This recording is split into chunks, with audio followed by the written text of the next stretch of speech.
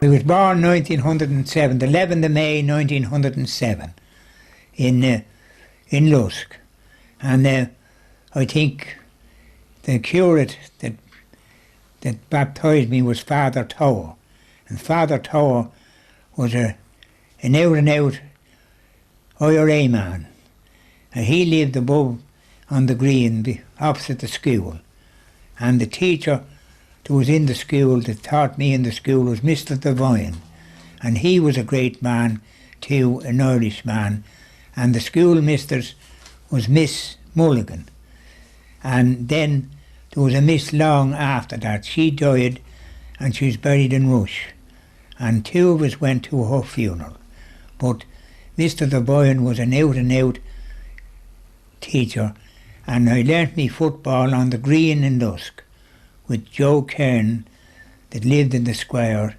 The Cairns, Joe and Jemmy, they were great neighbours, and I lived in the square, and I used to be driving an arson car that they had, and when the ball alley was a building, I was drawing water with another arson car, and there was a rhyme out at the time that Taylor had an arse and Rooney had a ginnet.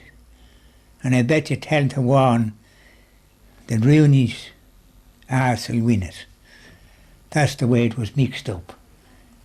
Rooney had an arse and Taylor had a ginnet. And I bet you 10 to 1 Rooney's arse will win it.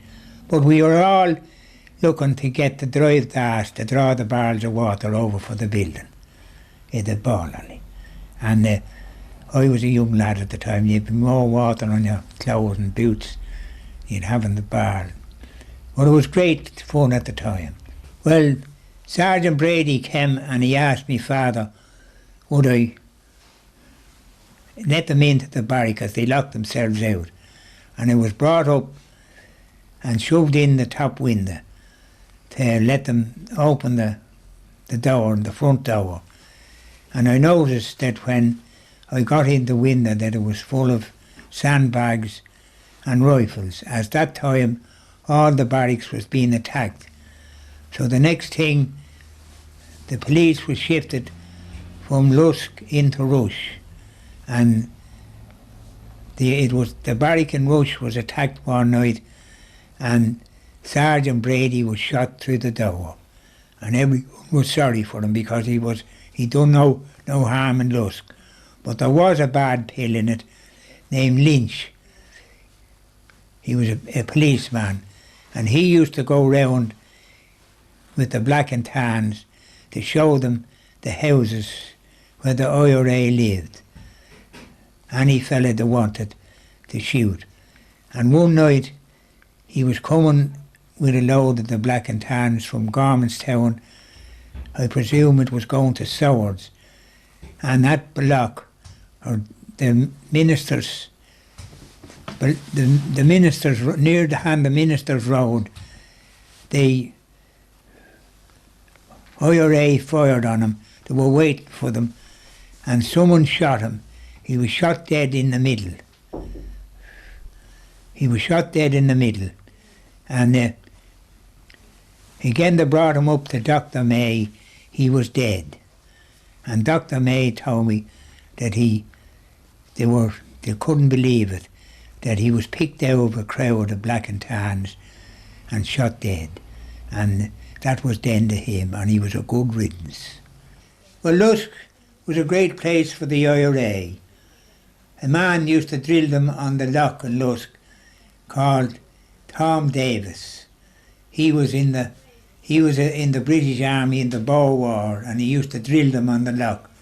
And when the rebellion came in 1916, they all went to Ashbourne, and I remember it well because the fair was on the same day, and they went, the most of them on bikes, and we lost Tom Rafferty, and of course we lost Jack McCann in Rush, and we also had Dr. Hayes, which was another IRA man, and he was there, so you couldn't open your mouth. I was born on the Commons, and my parents was William and Mary Ann Russell. And when I was about a year old, we came then to live in the cottage at the station. And I lived there until I was married. That was bloody Sunday when they were all shot in Croke Park. And at 1:30 that morning, they came and knocked on Dennis's door looking for Frank Murphy. Frank was in the IRA. And they surrounded the house and went in and smashed pictures of Ash and a few more Republicans. But one of them had a rope around his shoulder. They were going to drag Murphy on the back of the lorry. And we could hear them outside, just across the road from us. We could hear them outside. And sure, they went away then about 1:30 or so. And he was sleeping with us. And we'd no back door or no window, only Murphy. And they were coming across to look at it into our house, and Lord of mercy, and whoever said it, there's no one over there. And they didn't come into our house, and they went into Rush and killed Jack McCann and come back at 4 o'clock, looking for him again, but we hadn't got out to the fields. It was a narrow escape, and the window we had in the back of our house, you couldn't get out through, it was too small. And no back door, he was just caught red-handed. And he never heard them, he was fast asleep. And the black and tan outside the window, his window. It was a great escape. In my teenage years, the Black and Tans were here. And one thing I remember always was Jack McCann, Lord of mercy on him. And his wife was expecting, and he was staying about the place until the baby was born. That was the day and the night after Hogan was shot in Croke Park, that the Hogan stand is Bloody Sunday, that they fired on the crowd in Croke Park. And instead of that, the Black and Tans came and shot him. And to this day, I can see his wife, and she's sitting in an armchair at the fire, and a shawl around her. And to me, she looked like Mary Magdalene. They got Jack McCann that night in Rush, and they pulled him out, and they gave him a woeful death before he went to the gate of the house. He's buried in Lusk. He had a good funeral. I was at it. Who's at the door? Who's not? Like that. Jesus. Like that. Like that. Who's there? Yes, we're coming. We're coming. Who is it? Who is it? Stay back, stay back. This jar! All right, wait, let's go! Open this jar! You are dreaming, Jack McCann, of Master Ash and his plans, a prison camp in England. In handcuffs there they sent me, in handcuffs there they sent me. All right, wait, let's go!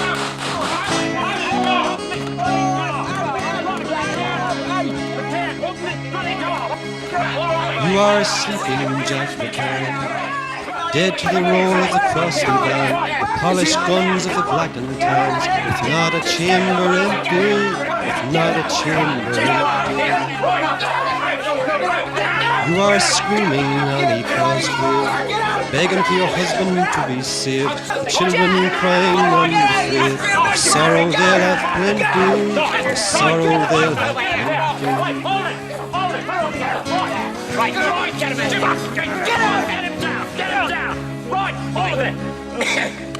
You are dying, Jack McCann, bleeding from the guns of the murder band, released from your dream of Ireland. They do not lift you gently, they do not lift you gently.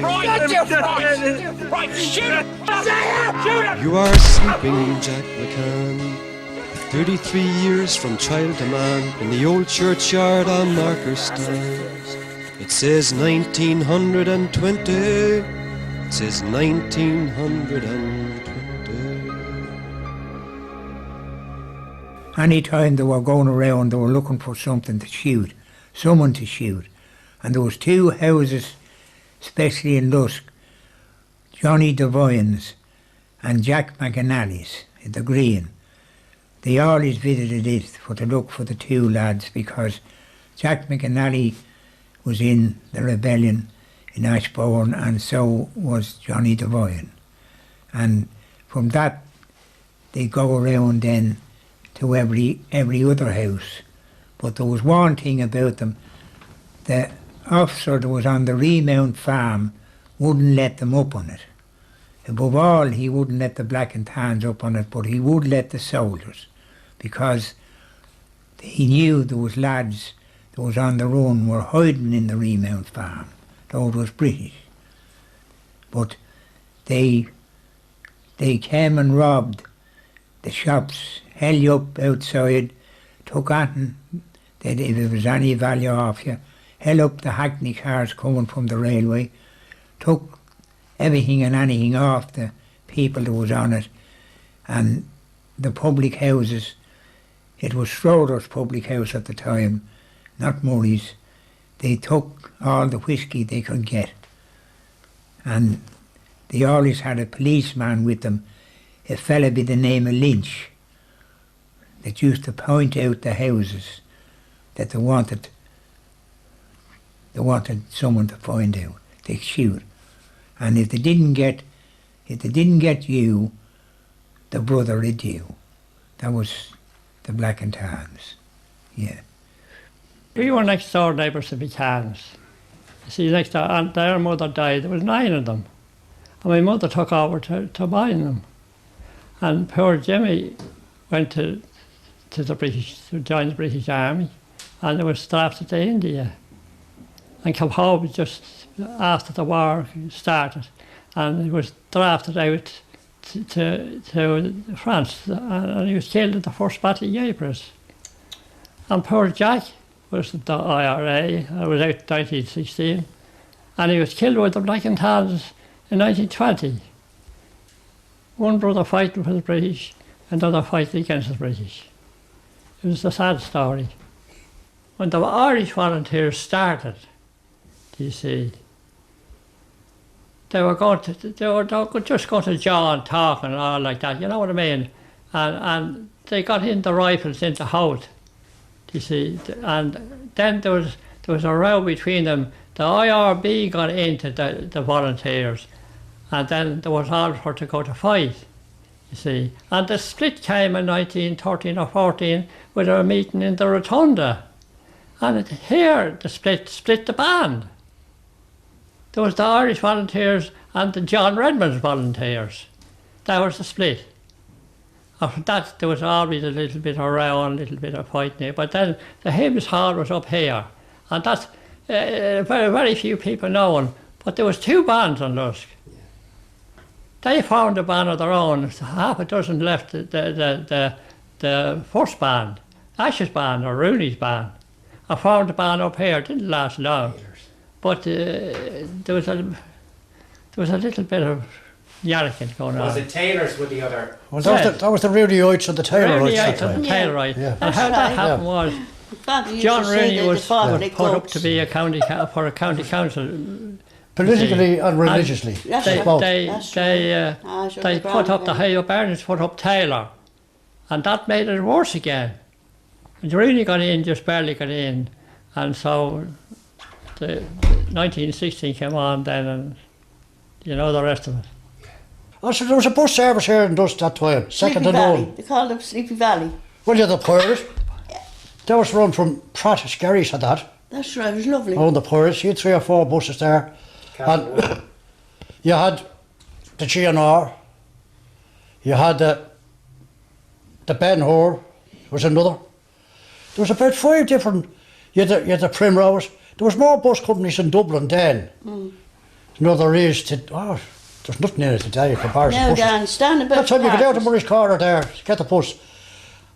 And if a tanner returned to Dublin, Oh, grand. and you paid the driver, you didn't pay, there was no conductors on them. No, You paid the driver going in and that was that, and you got home again, you got a bit of a ticket and that done.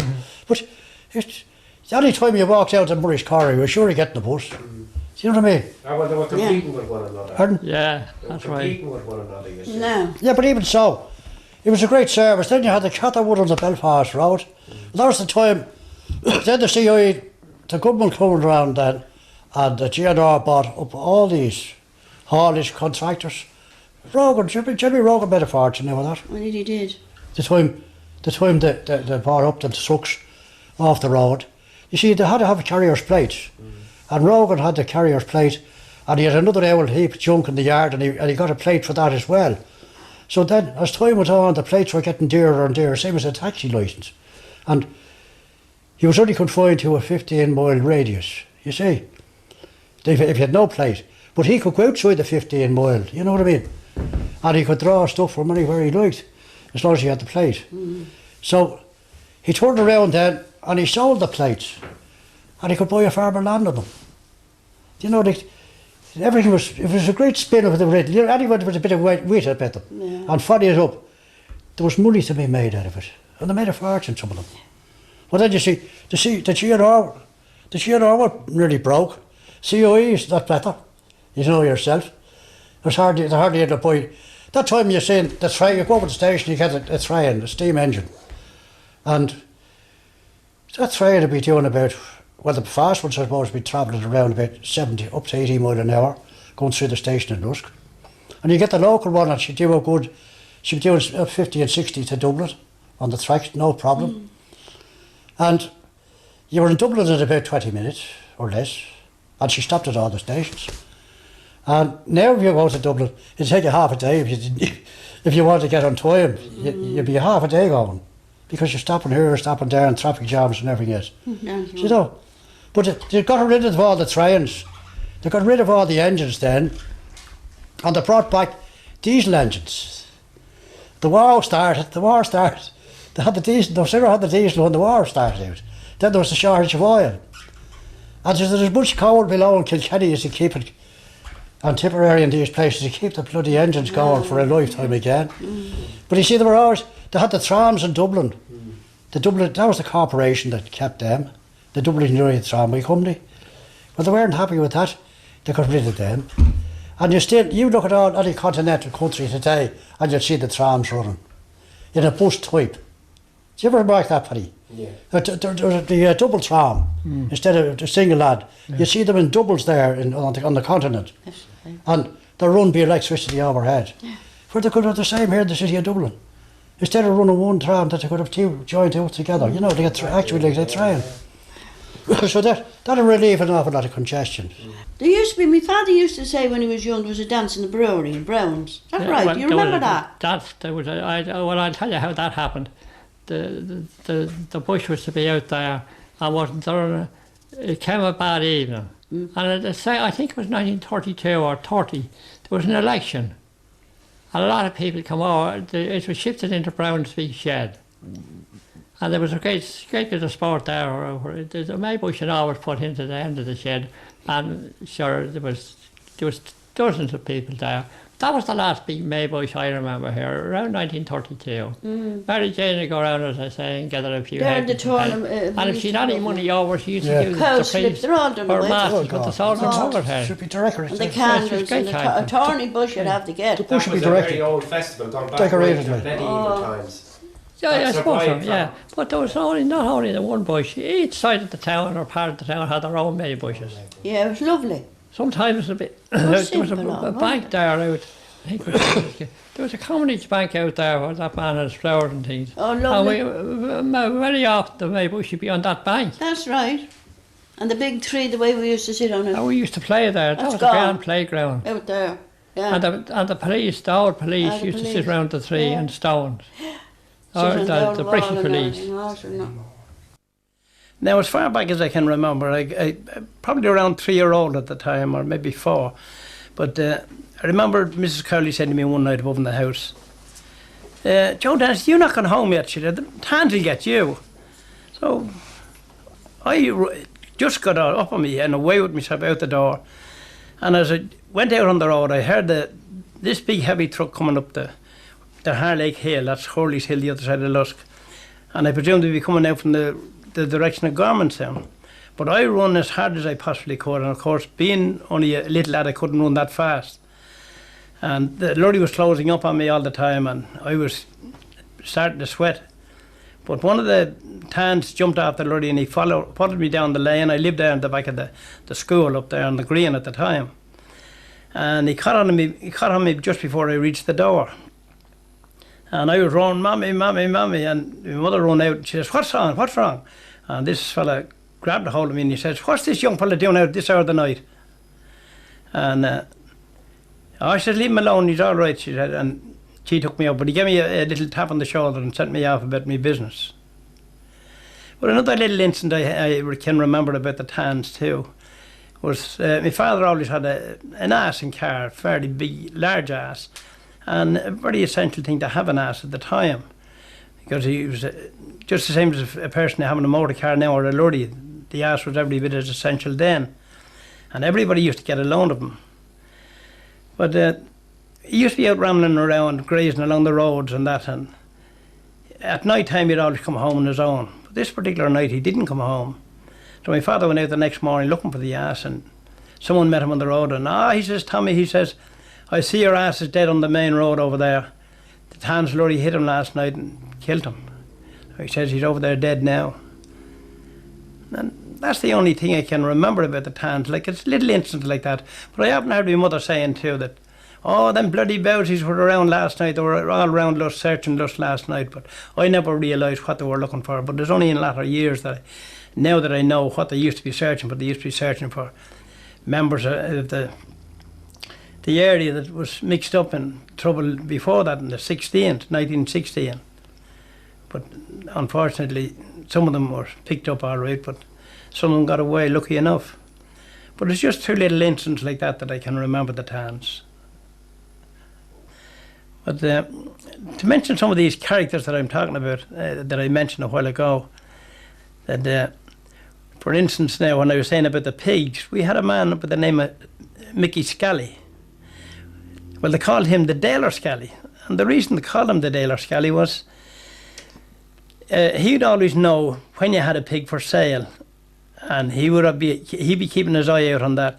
And the minute that pig went to the market, in fact it might be him that might bring the pig to the market for you, he would be in touch with another man by the name of Barnes from Drogheda, and he'd arrive up then around the area in a horse and car with little bonhams in the back of the car.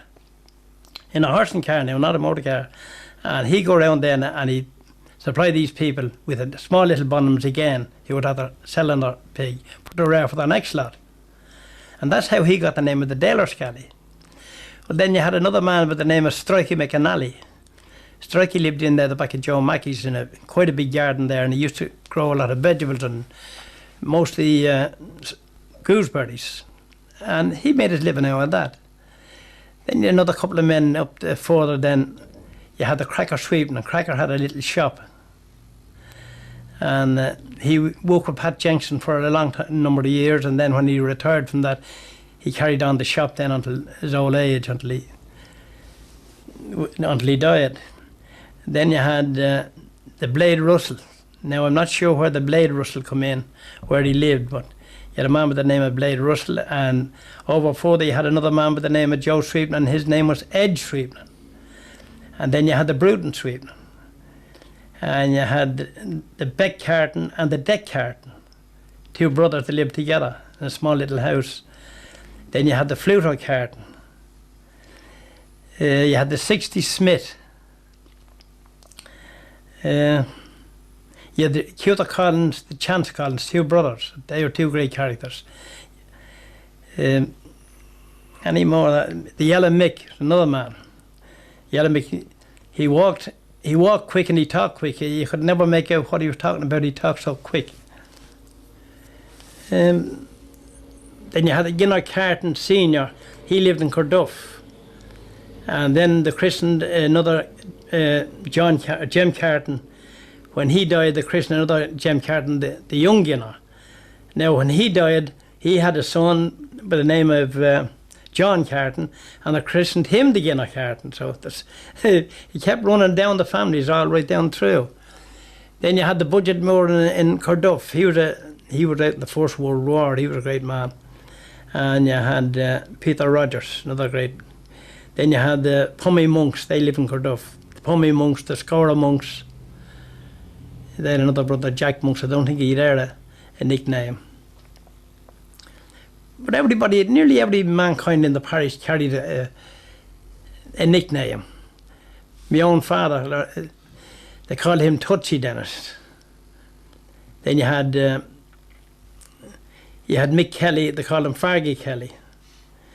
You had Stokes Kelly and James Kelly, which they called him Stokes Kelly, and James was his name.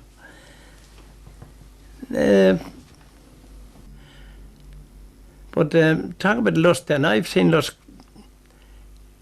from the years back. It has changed 100-fold over the long number of years, and is the king to what it was then.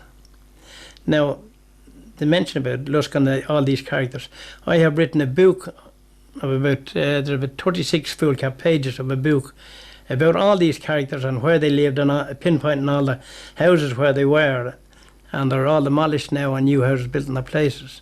So if anybody wants to see it, I will have it. It's been edited at the moment, and when I get it back, it's there. It'll be free for anybody to have a look at it and read it, and not for good that they can pass it back to me, but it's there. It'll be there for anyone to have a look at it. I know myself, when I started work, I was earning something around 8 shillings a day, 8 shillings a week. 8 shillings a week. Then it went up to 12, went up to 15, up to 18, down to £1. But when I started work, then out, and I was getting £3 a week, I went to work in Portrane Mental Hospital. I was working on the farm up there, and I think at £3.8, I thought I was a millionaire for a couple of years. But I left that altogether, and I went to another job. But the last job I was in, I know that when my wages went up to £100 a week, I thought I was a real millionaire. But I think the young people now at the present day don't know the value of money. We valued it. We knew then when we got money, we knew what it was. But the young people nowadays are not getting enough in their hands, and that no value on it. Now, to go back to some of the land, we had a lot of large farms here, which was owned by different big landowners. And all there was on it was a man and a dog, and it was set out to to cattle people that ran cattle and that, and they'd rent that land for to put their stock on it. And there was a caretaker attached to the place, and he'd look after the cattle. He'd herd the cattle, and he was paid so much a week for looking after them. But that land then was taken over. De Valera turned around and he decided he was going to hand it all over to the land commissioners and divide it out. So Tunda's land above in Belaley, that was the first land that was divided out, because my father got some of it. And that was all given out as a freehold. You hadn't to buy any of that. That was given out as a freehold, but you only get so many acres of it, and you had to have some ground of your own before you were allotted that. That was all divided up then among other Rush men, and some of the Lusk men got it. And then after that then, you had Horns of New Haggard, a big landowner by the name of Horn. He had a lot of land there, and it was all divided out among Rush men and Lusk men, but you had to buy that, but it was on a small percentage of money for that. It wasn't big rate. I think it was something around £4 an acre they paid for it, but they got it for little or nothing. Of course, £4 might have been a lot at that time, but it was still cheap. After that then you had the Remount farm then was divided out, and you had to pay for that. And then after that then you had Gough for Rogerstown. Now they didn't take over all of Gough's ground. He wasn't able to manufacture it all, he wasn't able to work it all. But he used to work a lot of it with hay and corn and things like that. But he was getting on in years, and the sons weren't interested in working it either. So he decided he'd put it up for let the land commission take over. I think he run into a bit of trouble. I think that's what happened there. And they took half it off him, and they divided that all up among the Rush men and Lusk men at a small price. So that land is all now, it's in full swing.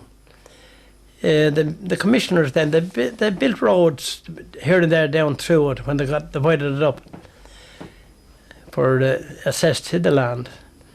Now there's the commissioners' road, as we always called it, right down through it from the railway station there. You go down Rogerstown Lane, that's to call that down to Rogerstown Lane. You go down that so far, and then you go on to the commissioners' road, which brings you right down to Belaley Tiphead.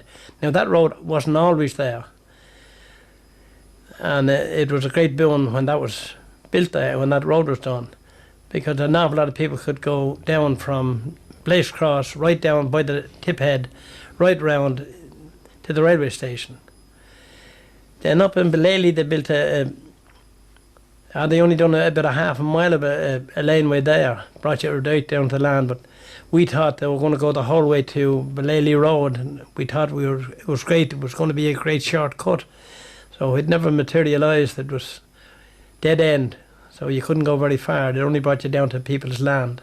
As a child, I can recall these foreigners coming from Holland. They were the Rurock family. They came to Rush in the late 30s. Their methods of growing crops were completely different from the traditional methods used at that time. I remember a field of beautiful flowers, tulips and hyacinths mostly. They were the talk of the town, and people came from everywhere to look at these beautiful flowers in the evening time. Shortly after that, they built a glass house, and they installed a large stove to actually heat the house. Now, people didn't realise it at that time, but that was the beginning. This method of growing plants and tomatoes was the beginning of the horticultural industry in Rush, Lusk and the surrounding areas.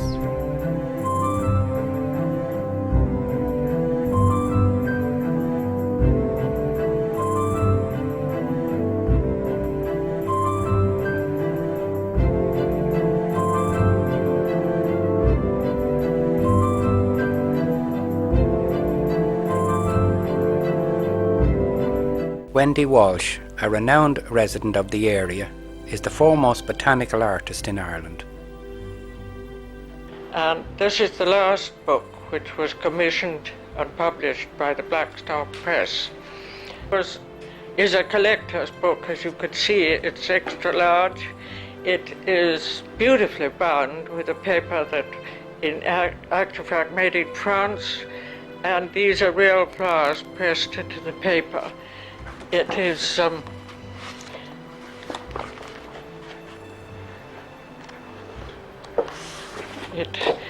subject was mainly the big houses, the National Trust houses in the north, or large houses, comparable places in Southern Ireland. This is the first painting was a daffodil, which I was very honoured to have called after me by its breeder. That's the Wendy Walsh daffodil. And then the next is a beautiful golden lime tilia from Burr Castle. The golden crocosmia cultivar from Roallan.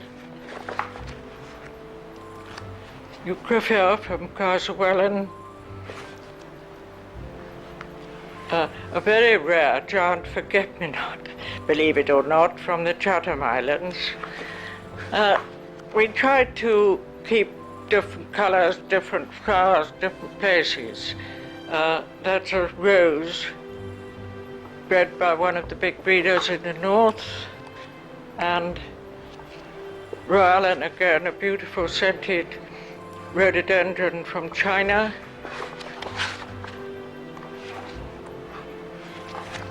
Cotoneaster from Glasnevin, the National Botanic Gardens, and this is from the Belfast Botanic Gardens, discovered by an Irishman in North America. And lastly, lobelias.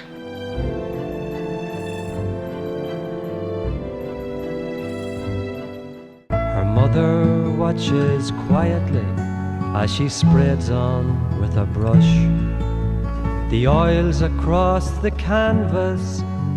She had the same sure touch. There's a painting of a flower, yellow with some red, with a deep and darkened background. It's called Desire, she says. Margaret knows the fire that glows within the old ways,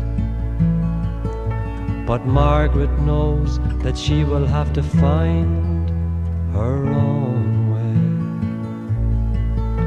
There's brass and copper ornaments around the fireplace, and a pair of pretty singing birds moving in a cage.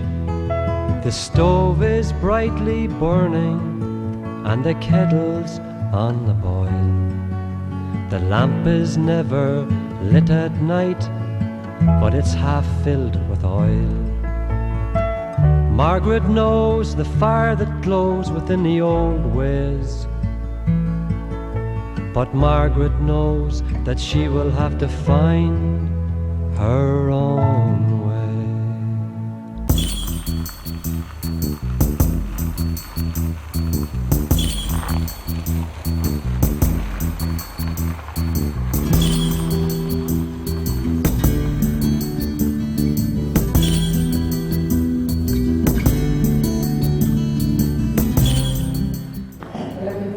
This is the old room in this house, built in 1765, and it was the model upon which the Oval Office of the White House was built. Oh, did you know that?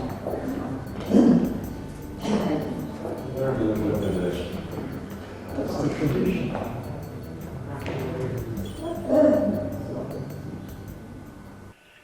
You are now seated in the family room of Sir Edward Newnham, who was a very important parliamentarian in Dublin 1765 on.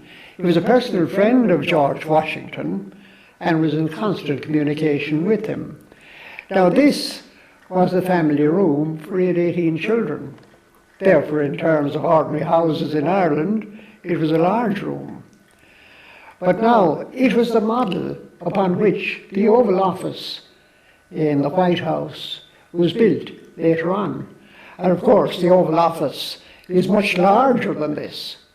I have seen, just on the television, I've seen President Clinton standing beside the window in his Oval Office. Now, it's exactly similar to a man standing at that window there. They're modelled exactly the same. Sir Edward Newnham was a constant correspondent with George Washington and sent him very valuable information.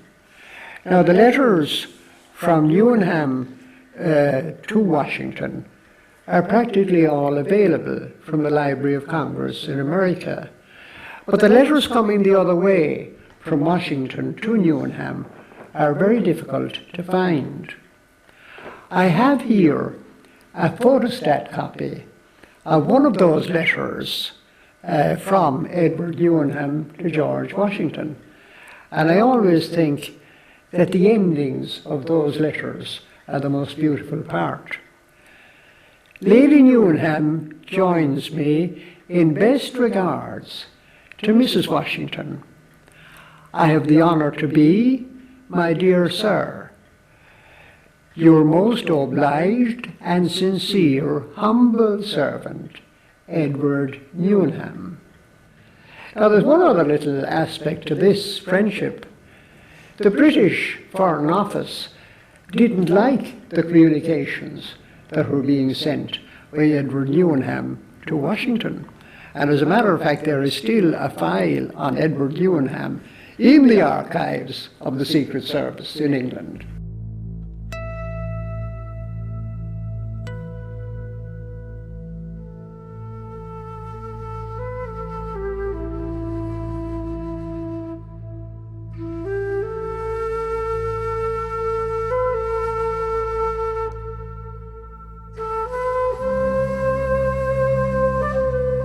This is the Washington Memorial Tower. It was built in 1778 by Sir Edward Newnham in honour of American independence.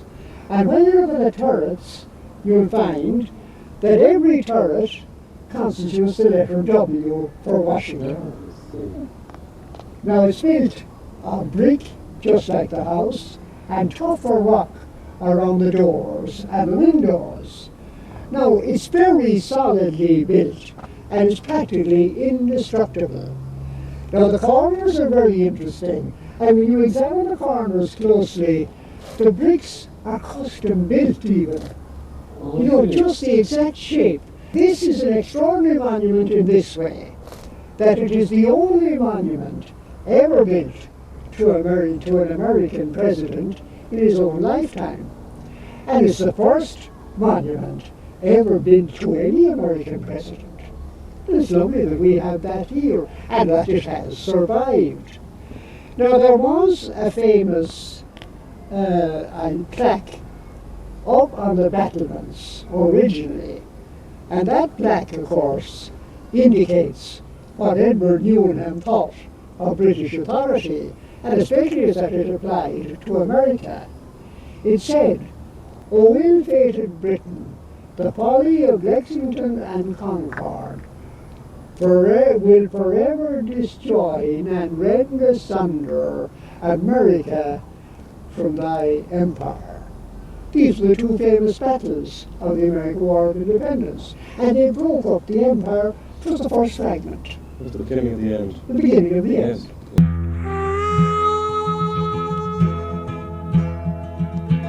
Poor folk mixed with quality, excitement on their faces. A wager down, they gather round the sand at Laytown races. Half a guinea on the bay, a full field to extend her. Complexion's pale, she's seen to fail, it's cursed the money lender.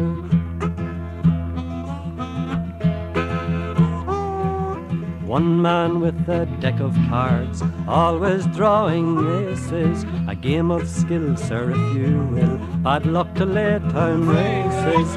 Winkles offered in a bag, seagrass just a penny. Vendors call to one and all, quick there's hardly any.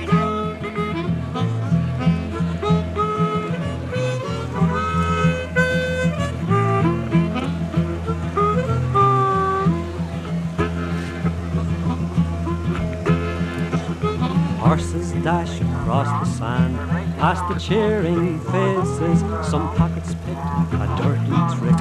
Oh, the Laytown races. Seagulls clamour in the sky, sunshine on the water. Roving blades make dashing raids, look out for your daughters.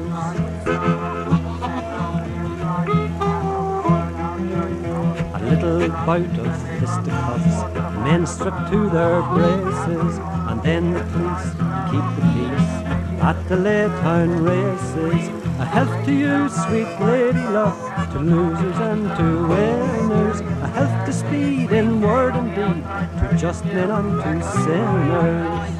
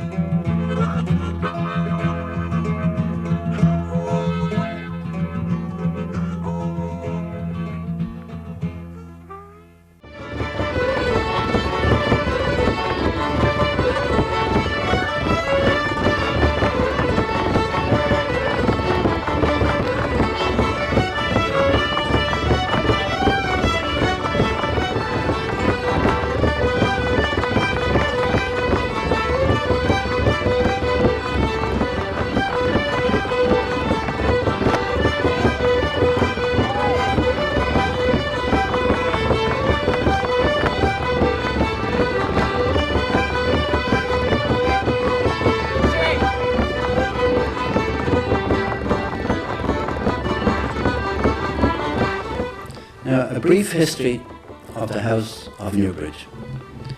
The house was built by Archbishop Cobb of Dublin and was begun about 1742.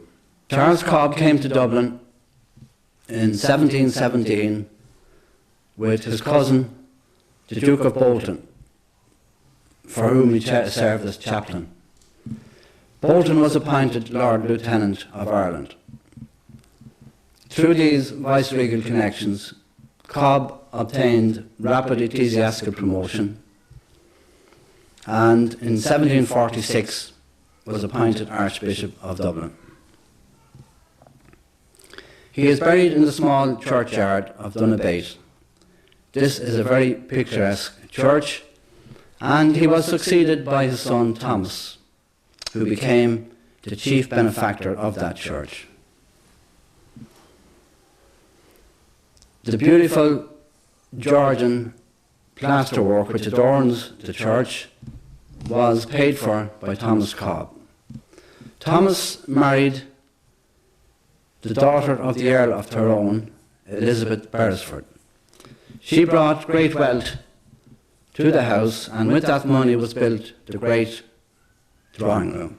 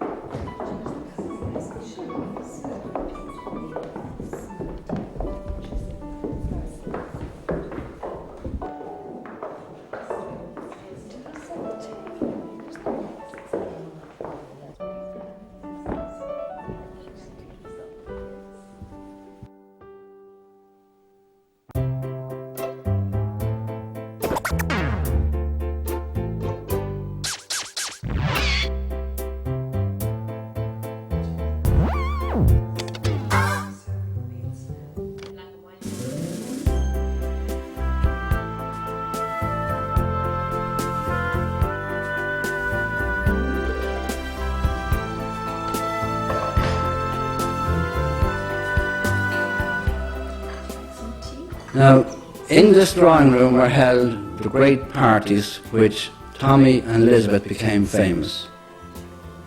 And in it were hung the many pictures which the Reverend Matthew Pilkington bought in his travels throughout Europe.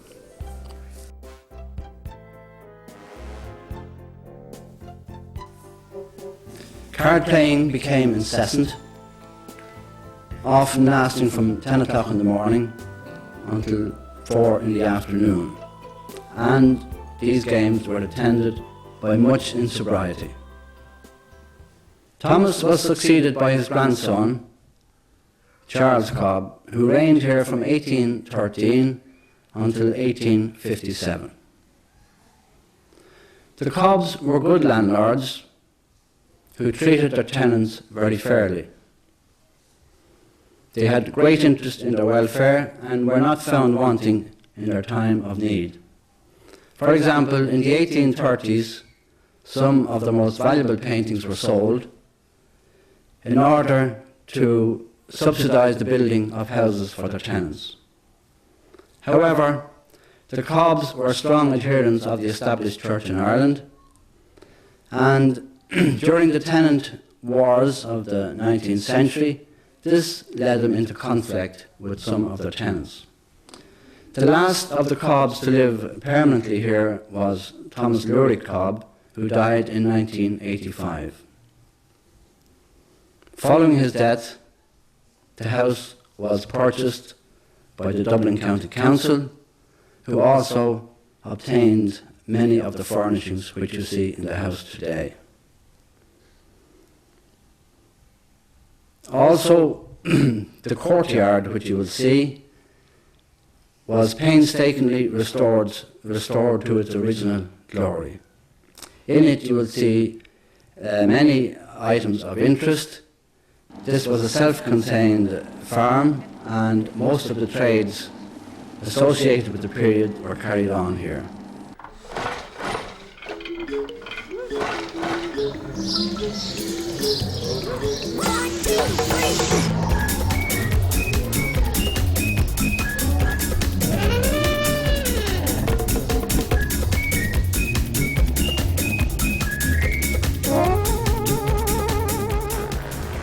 are they sheep or goats?